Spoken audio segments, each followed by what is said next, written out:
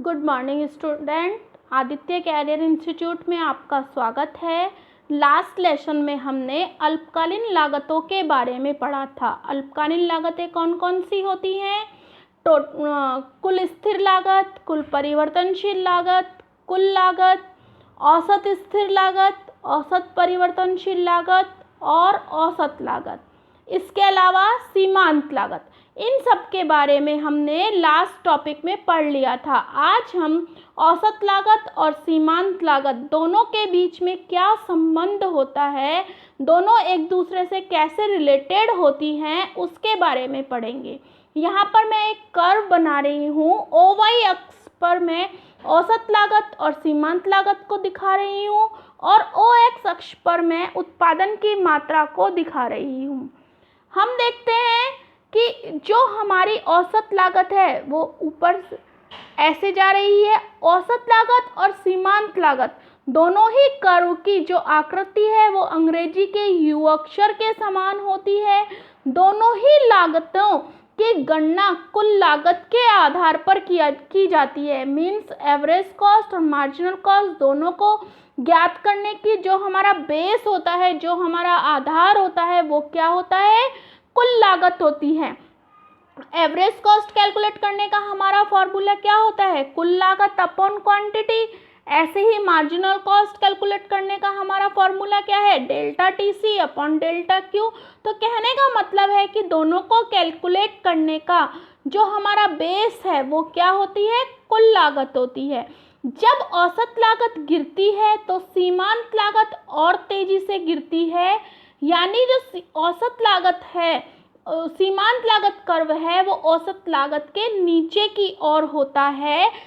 तो क्या होता है? Average cost greater than MC, यानी औसत लागत मार्जिनल कॉस्ट से ज़्यादा होती है।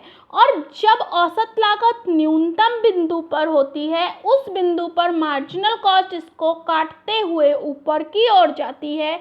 तो जब ये दोनों एक दूसरे को काटती हैं तो हमारी औसत लागत और सीमांत लागत दोनों क्या होती हैं? बराबर होती हैं। इसके बाद औसत लागत ऊपर की ओर जाती है, मीन्स औसत लागत बढ़ती है।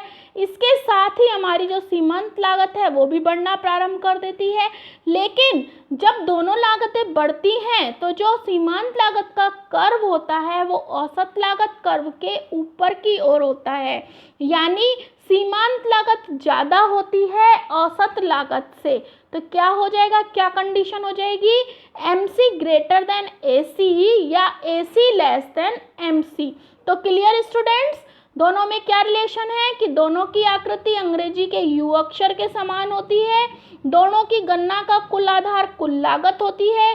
जब औसत लागत घटती है तो सीमांत लागत उससे कम होती है और जब औसत लागत बढ़ती है तो सीमांत लागत उससे अधिक होती है।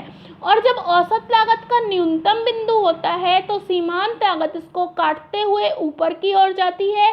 यानी दोनों लागतें बराबर होती हैं। क्लियर? इसके अलावा एक इम्पॉर्टेंट क्वेश्चन बनता है कि औसत लागत और सीमांत लागत वक्र की आकृति अंग्रेजी के U अक्षर के समान क्यों होती है? क्यों सीमांत लागत और औसत लागत की कर्व की आकृति अंग्रेजी के U अक्षर के समान होती है?